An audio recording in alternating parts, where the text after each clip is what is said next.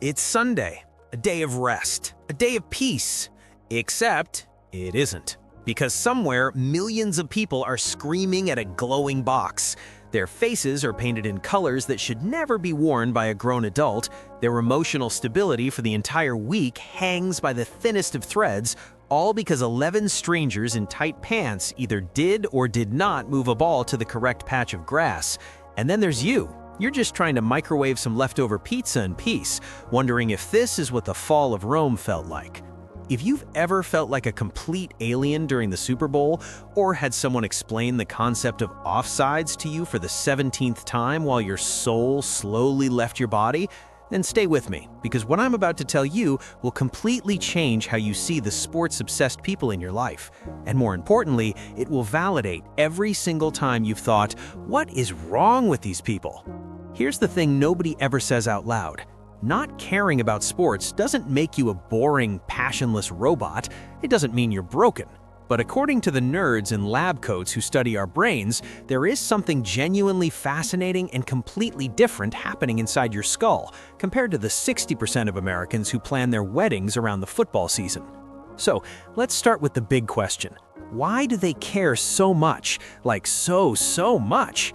Well, humans are basically just fancy monkeys with anxiety and car payments.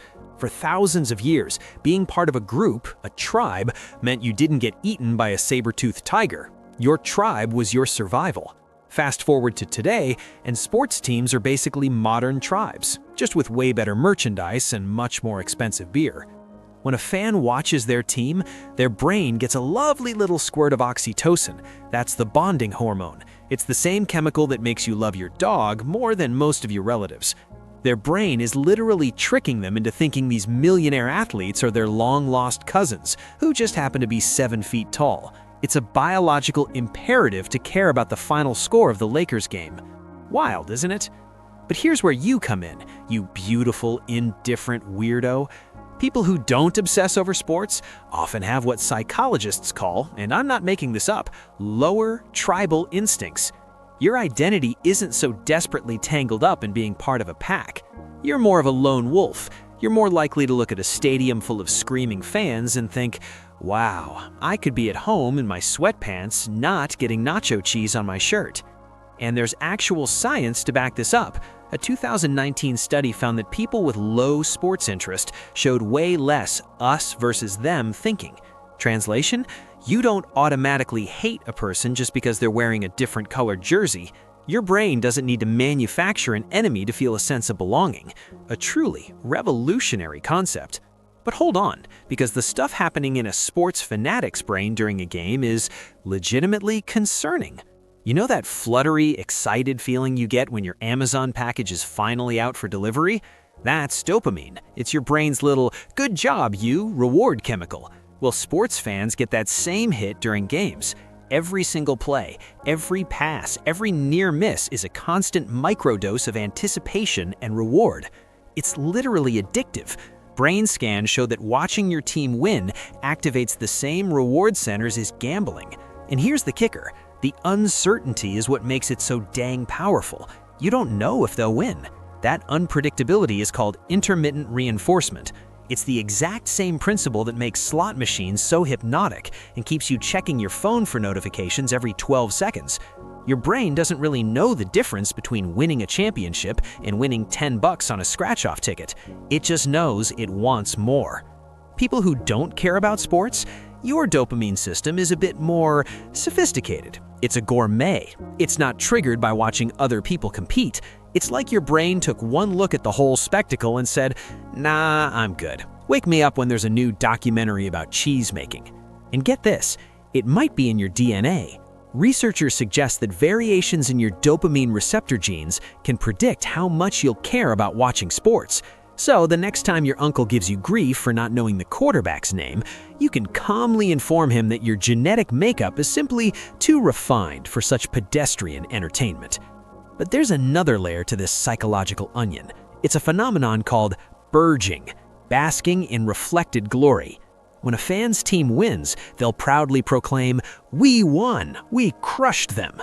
But when that same team loses, suddenly it's, "They lost, they played terribly." Did you catch the pronoun switch? It's a magic trick. We mysteriously vanishes when things go south. It's a clever way to protect their ego. You, on the other hand, are less likely to pull this little psychological stunt. Your self-esteem isn't riding on the athletic performance of a group of people you've never met. Your sense of self is more stable. You don't need an external victory to feel good about your week. You feel good because you finally folded all the laundry, and frankly, that's a much bigger accomplishment. Now, before the comments section turns into a war zone, I'm not saying one way is better, but I am saying there are deep-seated psychological differences, and they are hilarious. For example, here's a weird paradox. Sports fans often score higher on certain empathy tests. They spend hours each week practicing caring deeply about other people's struggles, even if those people are millionaires chasing a ball. So why don't you feel that same rush of empathy for a quarterback who just threw an interception? It's all about empathy allocation. You only have so many emotional Fs to give in a day. Non-sports people just choose to invest them elsewhere. You're directing that powerful empathy toward your friends, your family, social causes, that weird plant in your living room that looks a little sad. A 2021 study found that people with low sports interests scored way higher in a personality trait called openness to experience. They're getting their emotional highs from art, music, nature, or a really, really good book. Your brain is seeking the exact same things as a sports fan: connection, meaning, a sense of transcendence. You're just finding it somewhere that doesn't involve foam fingers. And let's be honest about something else. For some of us, not caring about sports is a defense mechanism, a quiet rebellion. Maybe you were the kid who was always picked last in gym class. Maybe you just felt totally alienated by the aggressive, chest-thumping culture that can come with hardcore fandom. Maybe you just never understood the fundamental appeal of watching grown men give each other concussions for a living. Your indifference might have a backstory. Or, and this is equally valid, you might just find it profoundly, mind-numbingly boring. But here's the key that unlocks the whole mystery of why sports fans and non-sports fans can feel like they're from different planets. It all comes down to how you find meaning. Sports fans find meaning in narrative, the underdog story, the great comeback, the bitter rivalry. It's real-life, unscripted drama.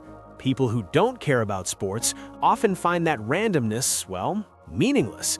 You think, why would I invest my precious emotional energy in an outcome I can't control, performed by people I don't know, in a game that has zero effect on my actual life? And you're not wrong, but neither are they. It's just two different flavors of the human need for a good story. They find an epic tale in a championship run. You find it in a sprawling fantasy novel, a complex film, or the slow, beautiful process of learning a new skill.